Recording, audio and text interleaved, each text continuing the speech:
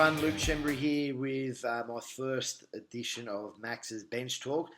I'm going to talk about a bit of a different cardio method that I am currently doing in the lead up to my prep for the Lou Ferrigno Legacy in California.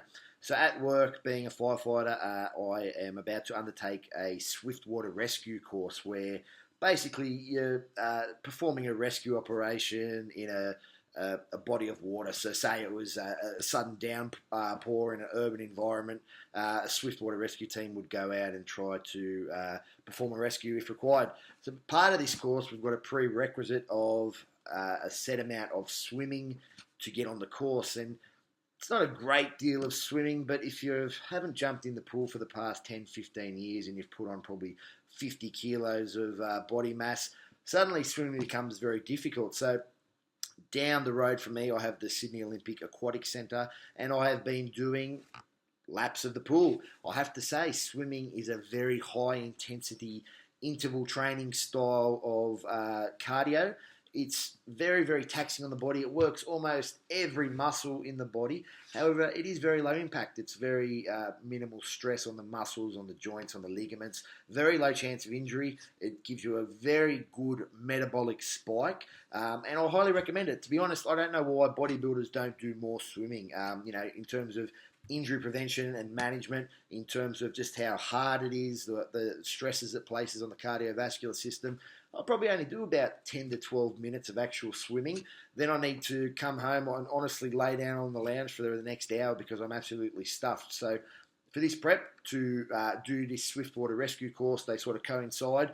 I will be doing swimming 3 times a week as part of my cardio. I'm thoroughly enjoying it. I'm getting very good results. A little bit of a tip, if it's your first time in the pool, check the depth of the water. So at Sydney Olympic Centre, they can change the level of the pool. And the level was set to 2 metres. And I thought that only the first maybe 10 or 15 metres would be set to 2 metres. However, it was about the 40 metres out of the 50 was set down to 2 metres. Now, I got there for my first swimming time. I was already a bit nervous, haven't been in the pool for a while.